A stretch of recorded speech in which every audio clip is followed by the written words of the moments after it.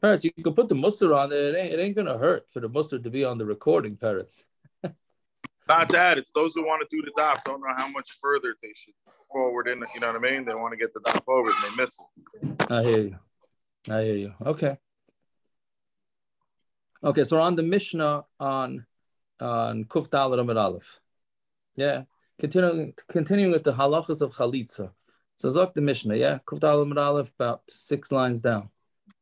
So chalza b'layla, if they do chalitza at night, chalitza s'ksher, the chalitza is kosher.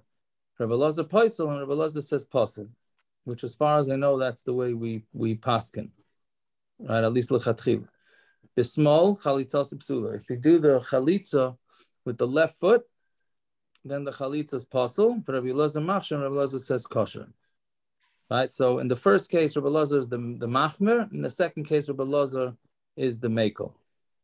Right.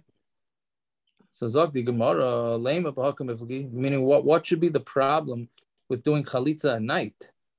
Right? Why would we have a machlokes in that? So lema b'hakam. What? Somebody saying something? No? Okay, so lema b'hakam. The master makshin and rivim l'negoim.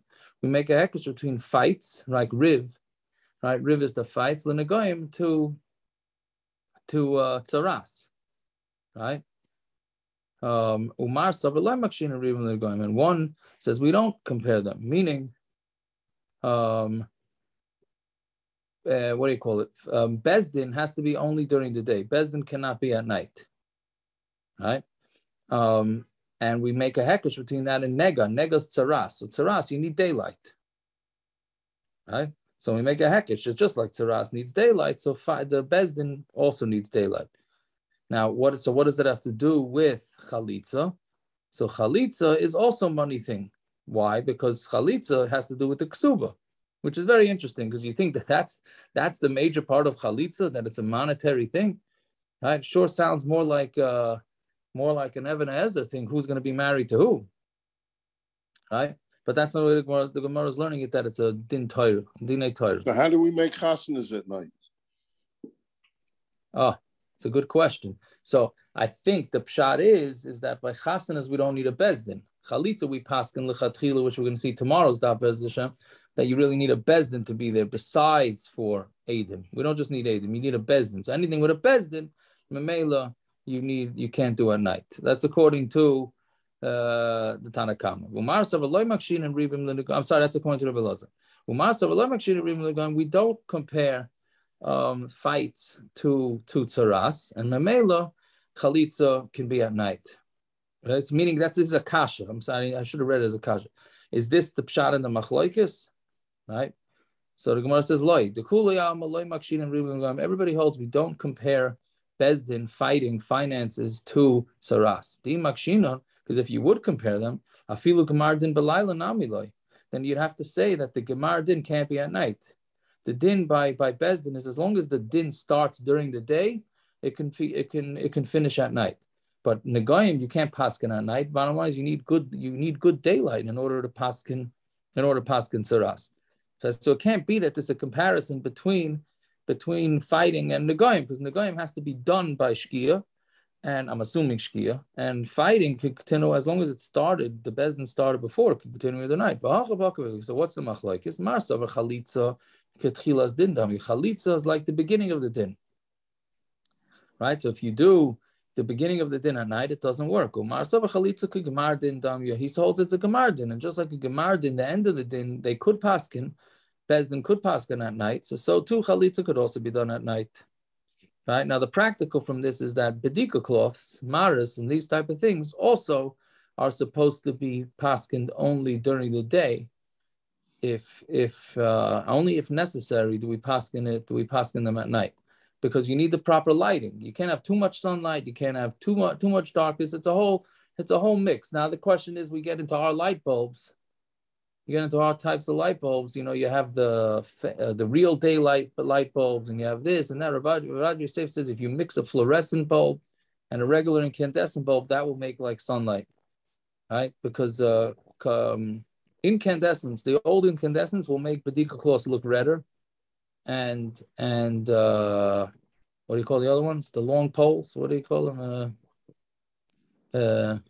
Fluorescent. Thank you.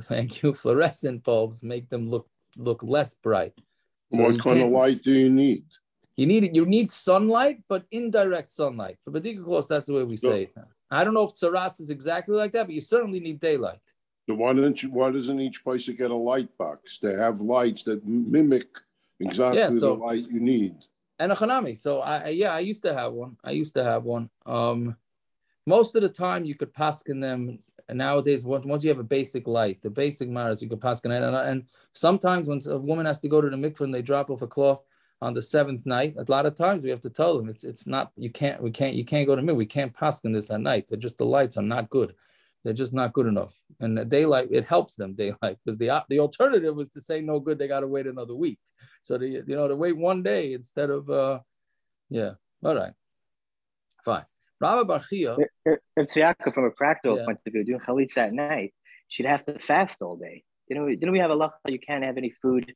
I think for her to spit or something. Didn't we say she can't eat for like a bunch of hours? I don't think we got to that yet. Did we get to that already? Well, maybe we didn't get to it. I don't know. Maybe I just remember it. I don't think we got to that yet. We're not up to the process. It's coming up. But as far as I remember, you know what? We could have had it yesterday for all I know. But I'm just saying, I don't think we. I'm just thinking practically. If she does it at 8:30 at night, she's fasting all day. Well, unless you say that, if you go with that, I hear that's a practical thing. Yeah, very good. That's okay. So Rabbah Bar Chia, katoisva, avad uvda b'maik ubmuk ubiyechidi ubelayla. So muk we had in yesterday's daf. Basically, it sounds like he was a das yochid man. Right, he did a chalitza with a muk, which is a felt shoe, a felt sandal, not leather, ubiyechidi, and he did it alone, meaning without a bezdin. Ubelayla did it at night. So Amar Shmuel, Kamarav Guvrei David bi kiyechidai. How great is this man that he's doing like he's a das yachid man, right? Rashi says that it's what do you call it? He was saying it as a genai, not as a maila. We all know somebody who's like, oh yeah, what do you mean? There's an opinion that says this is okay. I'm going with that opinion, right? There's always a wise guy like that. So that's what Rabbi Yehuda. That's what Shmuel thought this Rabbah Bar Chia Kasdufa was like. So the Gemara is going to try and figure out. It seems like he made everything else up by himself, like everything that you're not supposed to do, he's doing. Well, no, he didn't. It doesn't seem like he made it up. It seems like he did it at night. He did it by himself. Right, but he has opinions. He has opinions to hang his hat on. They're just minority opinions. Right? That's what it's going to say. That's what he called him. He called him the das yachid man. There's always people like that. We know them. I mean, I'm not going to say any names that come to mind, but none come to mind right now, anyways. But there's always that guy. Right? So it seems like he was that guy. So now Gemara is going to try and figure out, well, how bad a guy was he? So my kasha, what's the kasha? Imuk, right? If Shmuel was bothered that he was using a felt shoe or felt sandal instead of leather, stamatanya, we have a stam Mishna, which we had just learned, right? That a muk will work. So he has a Mishna like him, and stam Mishna we normally paskin like. So why was Shmuel getting upset at him? Elila, if he did it at night, stamatanya. We also have a Stam Mishnah that says that chalitza works at night, right? And because here in our Mishnah, it doesn't say who the mandamar is. Yeah, it says it's kosher. Ela yichidi kakashile. His kasha on him that he was bothered by him was by doing it himself. Heichi avid biyichidi. How did he do it? Biyichidi the yichidakantanila. There's only one Tana who says that you're allowed to do a chalitza biyachid. The Tanan. If she did chalitza in front of two what do you call it? Two dayanim, or in front of 3 dayanim, and one of them was either they were a relative or they were puzzle. So chalitza psula, the chalitza's puzzle, because there was no 3 dayanim. But Rav Shimon, Rabbi Yochanan, and sandal machshirim. Rav Shimon, Rabbi Yochanan, and sandal were machshir them. There was a story where a guy did chalitza between him and his wife, where nobody else did, but beis asurim in jail. They were both in jail, and he did chalitza, not his wife. He did chalitza to his sister-in-law. And the story came in front of Rabbi Akiva, and he said, it's kosher. So you see, could that could be an inus? They're in the jail. Yeah, they have no choice. Right, but let them do it again. Right, Rabbi Kiva trusted. The guy comes out with this lady. He says, "Yeah, we did chalitza." Right now, it doesn't saying what's in it for him. Nothing. Right, he can't marry her. It's his sister-in-law. Yeah. So all he's doing is that he's freeing her up to marry whoever she wants. Right. So basically, it's a das yochid like Rabbi Kiva. Now the next lines are really taken out because it doesn't have anything to do with the sugya, but we'll read it. The halacha is not like that pair. That has to do with tomorrow's daf. Either way, the reason why Rabbi Yehuda Shmuel was getting upset at Rabbi Kiva because he was going with Rabbi Kiva's shita. And Rabbi Kiva is a lone shita. It's a das yochid. Or another reason why he got upset is kulu nami yichidoi katanilu. All of these things is das yochid. The Tanya Rabbi Shmuel ben Rabbi Yosi, Ani Reisi is Rabbi Shmuel ben Elisha. I saw Rabbi Shmuel ben Elisha shechalatz b'muk b'yichidi u'belayla. Right? He did everything like this Tana, Rabbi Shmuel ben Elisha. Right? So, and that was all considered a das yochid. Right? Fine. So there's what the nafkamina is between the first case and the second case, right? It's a matter of l'chayr, it's bidieved, if it would work bidieved or not. But either way, so that's that story. Fine. The small chalitza, so if he does the chalitza with the left, so that's a machlokes, right? The Tanakama says the chalitza is possible, and R Elazar says the chalitza is kosher. My time with the Rabbanon. How come the Rabbanon say that the chalitza is possible? Amar uli afinon rego metzora, because we learn out rego from metzora. Mala alon the yamin, just like by metzora, when they put the blood, right? They don't sprinkle, they put the blood on the metzora, but right before he enters into the beis hamikdash, right? He puts his hands inside the doorway of the beis hamikdash, and they put the blood on his right foot and his right thumb. So there it has to be the right. So avkan the yamin. So we learn how to gzeira shava rego. For Rabbi Elazar, lo yolaf rego mi metzora. Rabbi Elazar says we don't learn out rego from a metzora. This is a kasha. Rabbi Elazar, lo yolaf rego mi metzora. Rabbi Elazar, we don't learn out rego mi metzora. But Tanya Rabbi Elazar, I'm a minay l'ritzia she ba'izan hayaminis. How do you know that doing the ear when you have an eved after 7 years and he doesn't want to go free? So we do put the hole in his ear. So how do you know you use the right ear? Because nemar kan oizen, v'nemar lahalon oizen. It says here oizen, and it says by metzora, by the ear, right? Because they also put the blood on the metzora's ear, malahalon yamin, just like over there. It's the right ear, af kan yamin. So too here, it's the yamin. So you see that Rabbi Elazar does use gzeira shava to learn out from metzora, but he eisen, so why can't he learn out rego, right? If he learns eisen from metzora to learn to that you use the right ear for the eved, so why can't he learn out rego that you use the right leg for the chalitza? So we have Peretz's favorite teretz. Amar Yitzchak bar Yosef, Amar Rav Yochanan Machlokes ashita, right? Switch the shitas, right? So it's not. So really, it's Rabbi Elazar that's one that holds that you can that. Right, the Rebbe Elazar is the one that holds that it's possible, and if you use the left foot, and the Tanakama would hold that it's also. I'm sorry, that's Machlokes shita. Rabbah Amar Lailon like tepach. You don't have to switch it. Eisen mufni. The gzeira shava of using the eisen to eisen is available, meaning it's an extra word. So since it's an extra word, that must be why is the Torah writing it extra?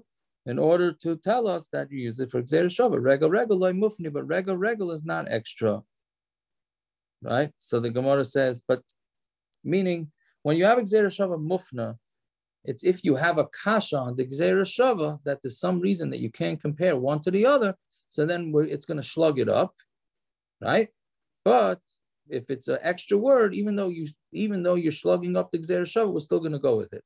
Again, a lot of times you're comparing one subject to another subject, and then you say, well, you can't compare the two subjects, so because this one has a kasha. So if it's an stam gzeira shava and the words are not extra, then the kasha that will upslug the gzeira shava. But if the word is extra, it will not upslug gzeira shava, Then we have that whole thing with whether it has to be available from both limudim or only on one. Okay, but either way, so Gemara is saying, what are you talking about mufne here? What would be the kasha when you're trying to compare tsaras? So b'chilai mufne my pirchi. But what question do you have if it's not extra? What would be your question to shlug up the gzeira shava? So Gemara answers, ikula mifrach. No, there is a question to ask. Mala metzora. Well, the metzora has a lot of chumras to it. You can't ton eitz, eres, be'ezeh, v'shni telas. Right? The way you have to deal with the blood with the metzora is you need the eitz, eres, the cedar wood, and the hyssop, and the red wool, right? So memela, since you need that's a chumra of chalitza. So therefore, you can't learn out anything else out from there. So if it's mufna, if it's extra word, you still could learn it out, even though you have this question.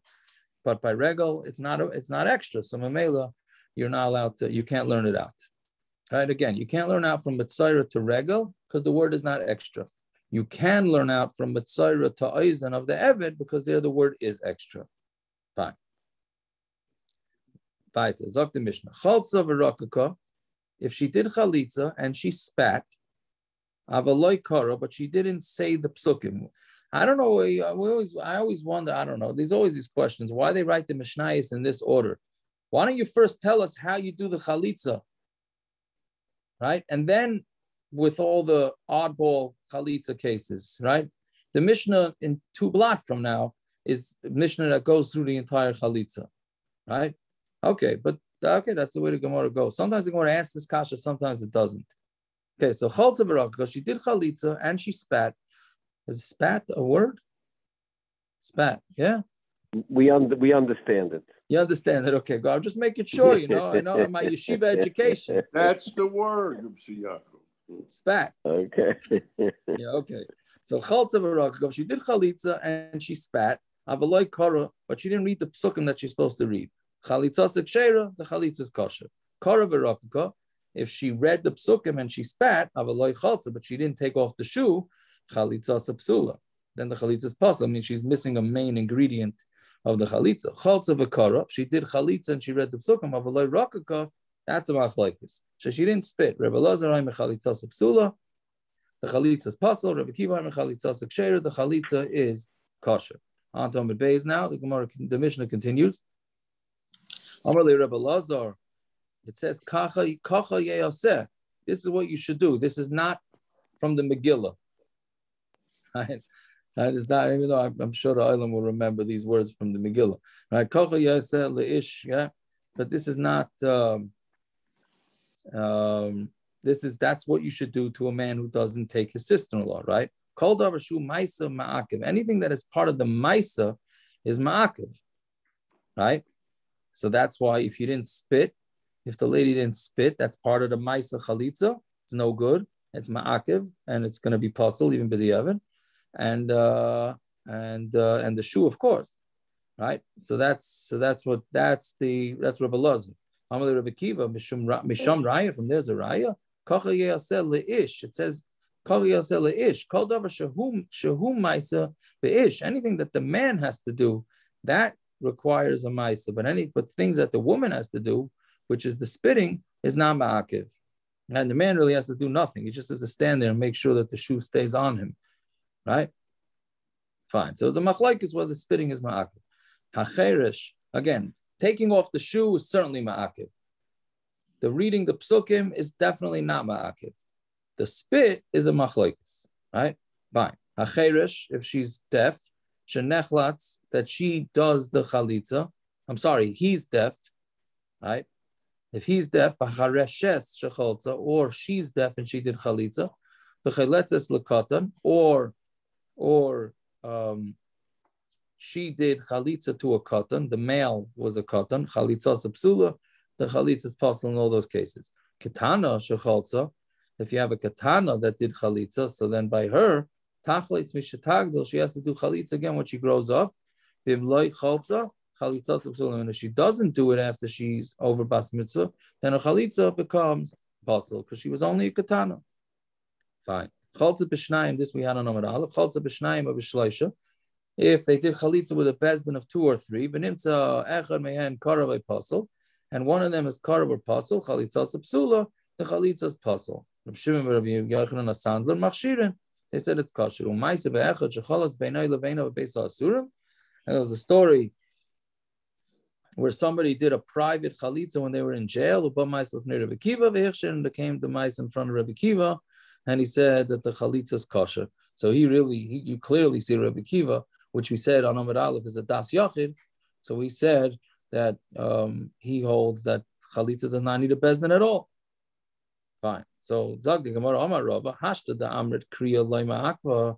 Now that we said that reading the psukim is nama akiv, the fikach ilem v'ilemes, right? Somebody who's mute and a male mute and a female mute, chalitza and chair, the chalitza should be kosher because a mute can hear and the mute can see, and they just can't talk. So we're saying that the psukim are not required to be said. So l'chayr, somebody who can't talk should be able to do chalitza. So Gemara asks, Tanan chayra shenechlatz, you have a deaf person who does chalitza, b'charesha shechotza, or the female is the deaf one and she does chalitza, v'chaletzes min hakatan, and if a woman gets chalitza from a katan, chalitza psula, the chalitza is possible. My timer, lamashum de labene kriyaninu. Isn't the reason why somebody deaf or somebody who's a katan can't do chalitza is because they can't read. So Gemara answers, "Loi mishum de labene deyaninu." No, they don't have das. That's why it's possible. So Gemara asks, "Yachi ilim v'lemas nami." If that's the case, then somebody who's mute should also be possible. So the Gemara answers, Amar Rabbah, ilim v'lemas b'nei deyaninu. Somebody who can't talk is a b'nei deya. Upumayu hu dekav lahu. It's his mouth that's causing him pain, and he has no way of being able to talk. But his brain is perfectly fine. Nebuch, you have this a lot. You have people that are in comas, and you say, and they after the coma they come out. They say that they not by everybody, but they say they heard all the conversations. They just couldn't talk. Hey, ALS, Nebuch, all these horrible machlos. A lot of times they hear everything. They just can't talk for whatever reason. So then the Gemara asks, the reason why somebody who's deaf can't do chalitza is because the pasuk says he has to tell her, and meaning we're going to see in the Mishna in a couple of blot that he has to read psukim to her, she has to read psukim to him. So if they're deaf, that can't happen, right? So somebody who can't talk can't do that either. So how could that be? So how can you say that somebody who's mute is allowed to do chalitza? Elo ki itmar the Rabbah seifa itmar. When Rabbah said his din about somebody who's mute, he's going on the end of the Mishnah. If you have a deaf person that did chalitza, or a female that did chalitza, psula, the chalitza is puzzle. Amar Rabbah, hashta da'amarit kriya ma'akva. So here clearly you're saying that reading is ma'akiv. Lefika, ilim ve'lemes shechaltzu. So therefore, mutes that do chalitza and psula, their chalitza is puzzle. Right, so a total about face. The first version of the Gemara, we were trying to say that somebody mute can do chalitza. This version of the Gemara was saying they cannot do. And here we get into a major lumdisha thing. The Mishnah is like Reb Zera, Damar Reb Zera, Kol Roy Lebila, Ein Bila Ma'akeves Bay. But anything that's roy to be mixed, the mixing is not ma'akev. V'chol she'ein roy lebila, bila ma'akeves. If it's not roy to be mixed, then the bila is ma'akev. We'll let's just explain this, and then we'll say a very practical, almost daily application of this. So basically, excuse me, the korban mincha, the flours need to be mixed, right? So the most a bowl can hold is 60 sa. What happens if a guy donated 61 sa? So you need to bring 2 bowls, right? One bowl is going to have 1 sa, and the other bowl will have 60, or whatever combination. But one bowl cannot hold 61. So why not? Because you can't, then you won't be able to mix it because the bowl couldn't hold that much. So if the guy did it, he brings the 61, even if you don't mix it, it's a problem. Meaning mixing is not ma'akiv by the korban mincha. So why are we saying to you that you have to make sure you can't put 61 sa into a bowl if you don't even have to mix it? Meaning the korban mincha, the requirement is you're supposed to mix it, but if you didn't, it's kosher. So then why can't I put 61 into the bowl if I don't have to mix it? Right? So Reb Zera says no. If as long as it has the ability to do the mixing, then even if you don't mix it, it's fine. But if you do 61 where it didn't even have the ability to be mixed, then it doesn't work. It's a very fine point here, right? I'll bring you to a practical. Let's solve a practical case of what this means. Can a woman go to the mikveh with a chalitza in her mouth? Right? So you think, okay, 1 second. Do you have to open your mouth when you go to the mikveh? The answer is you don't. Right? You can't clench it shut, your eyes and your lips shut, but you do not have to open your mouth when you go to the mikveh. If anybody does, it's not necessary. So if it's not necessary to open your mouth, then why do we care if there's a chalitza in the mouth? Right? Let her eat meat today at the mikveh. Let her do whatever. Why is it right? Why is it a problem? The answer is it has to be roy for water to go there. You don't have to actually have water go there, but it needs to be roy for water to go there. So the same thing with the korban mincha, it needs to be roy to be mixed. It doesn't actually have to be mixed, but it needs to be roy to be mixed. So here too, by the chalitza, it's no good because they can't even say the psukim. Meaning, we said psukim according to everybody don't have to be read. If they didn't read it, the chalitza is good. I mean, you're supposed to read it, but if you didn't, the chalitza is good. So then the Gemara is thinking, okay, so then a mute person can do chalitza. The answer is no.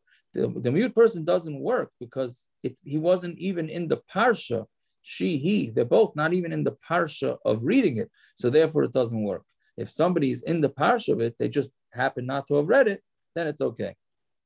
Right? I hope we're explaining that properly. Yaakov, nowadays that they it's not really they can't do yibo now. So the whole kriya, I'm assuming that they say kriya. I never saw I was never at one, but the pasuk says lo chapasti lakachta. They don't have a choice about doing yibo. They automatically they go straight to chalitza. Is that considered lab b'nei kriya, or they just no? Why are you saying that? They don't have a choice. We don't allow them. We don't allow them to do yibam now these days. Right. So I'm saying, but they can still read the psukim from chalitza. Yeah, but it's not really it's not like chatatzi lakachta. They even if they wanted to do yibam, they wouldn't be midrabanan. They're not allowed to. It's a legal fiction. Right. Yeah, but they're not. But they could read. I don't understand. I'm not sure I get what you're saying. No, they could read it, but they don't have the choice. I mean, it's not the truth though. That's like chafatzi. It's a lie. I mean, you're saying when you say the pasuk, you start asking. Yeah, we have the same thing. Yeah. By ger by bikurim, I think we have the same. Is it ger by bikurim? I think we have the same issue. They can't stay abasenu. I think something. Well, that's the different, right? That's a different. Yeah. There are makilim on that, but yeah, but you're saying stam, it's a lie. They can't read the psukim because it's a lie. What do you mean, loy chafatzi? I mean, you really want to make a vote out of it. We can make a vote out of it and say, really, they do want it, but they can't. When they beat up somebody for not wanting to give a get, then I'll give it. That's because he really wants to give the get.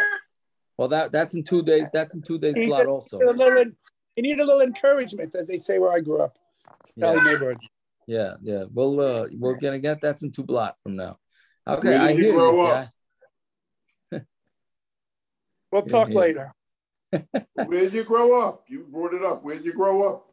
Truthfully, I still haven't grown up.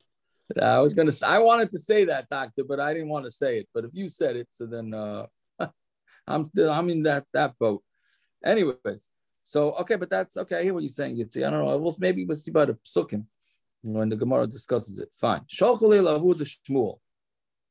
So then the next piece is they sent to Shmuel's father, right? Yevama sherakaka. If a Yevama spat at her brothers-in-law, right? And Rabbi Rashi points out lifnei bezdin, in front of bezdin, she spat at them. Tachloitz, then she has to do chalitza. Meaning they're in Bezdin.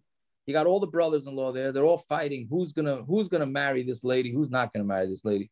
And she gets fed up and she just spits at them, right? So now we have to be chayshid that she did that spitting because she wanted to do chalitza. So therefore, that's it. She's out. None of them could do yibum anymore, right?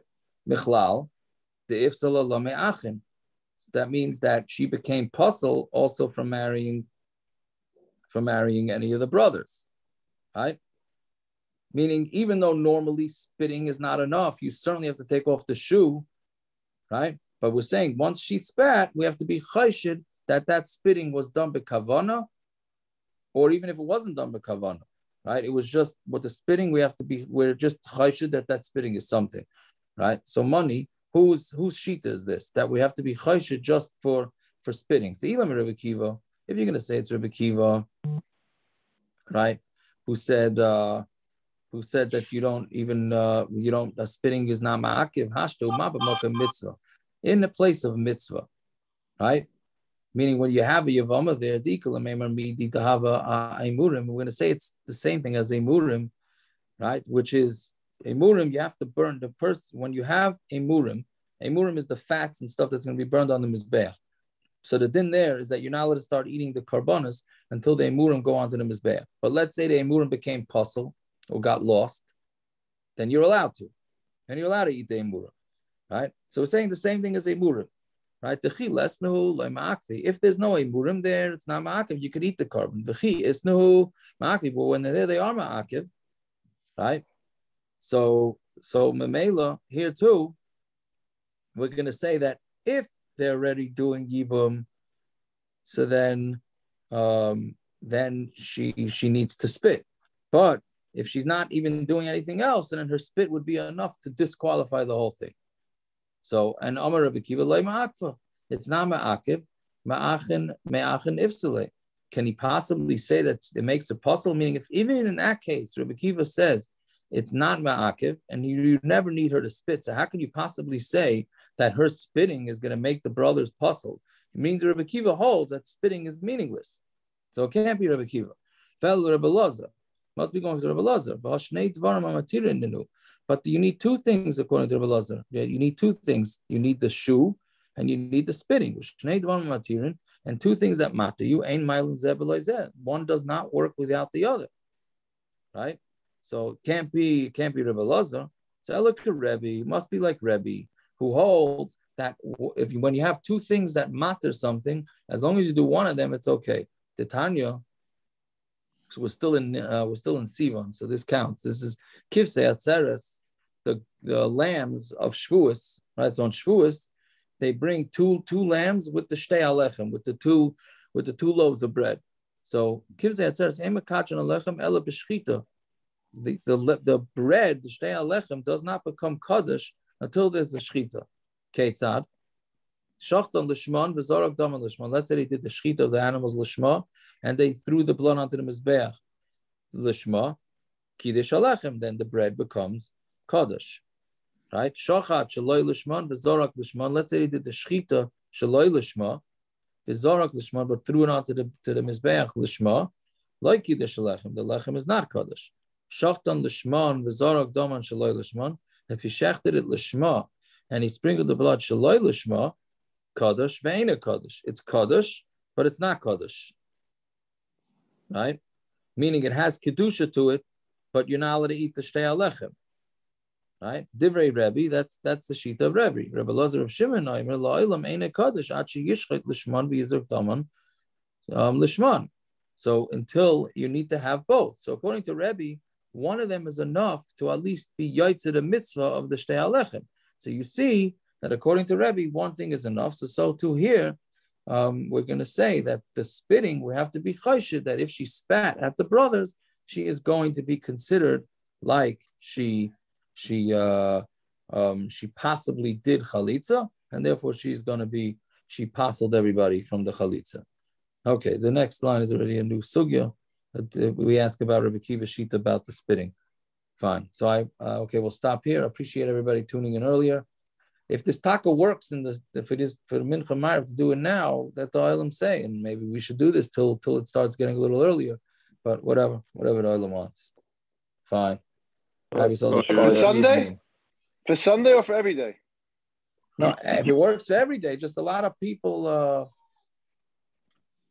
what do you call it? They're having mincha ma'ariv issues.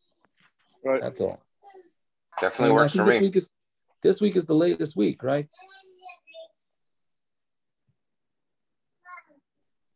I don't know, whatever. Unless it's simpler to keep it that the schedule. But yeah. I have a very scary story of a patient who was in coma. Somebody ever wants to hear it, or I guess people have to run to Mincha now, so maybe another time. I think you told it to me once, right? That they woke up. Yeah. And they heard everything. Yeah, but this has a different ending. No, I'm kidding. But it is a very scary story. What's so scary?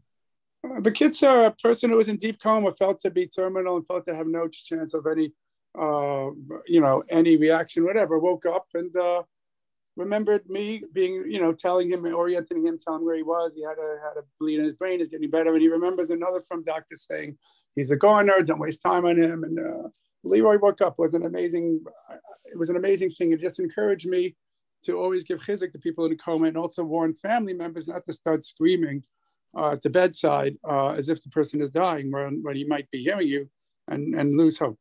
That's my... That's the vidui issue, right? I counsel families who will listen to me, all two of them, that the tehillim and the shrine and so on has to be very carefully done if they're going to be at the bedside. And also talking to the doctors about prognosis should be done down the hall, not right outside the door. Just from this experience with Leroy, I'm convinced that. I mean, I've also done reading in the literature, etc. But and there are a certain percentage of patients who are felt to be deeply comatose or actually awake. But I just that's my halach. I tell patients, I tell them the story if they want to hear the families, and I tell them not to give any discouragement at the bedside. It's actually halachically probably forbidden to do that. Yeah. It's tir hadas. Right. Yeah. It's my take. Yeah, I hear you. That's. I mean, anytime anybody asks me about the vidui, I don't know what to tell them. You don't want to freak out the patient. It's like, you mean they say to say a drasha to them. I'm doing this just in case, and da da da. The place can. That's what Rabbi Rudinsky did with my mother. He spoke to her first and said just in case and everything. And she died. She did die, yes. But you'll never know if she heard it.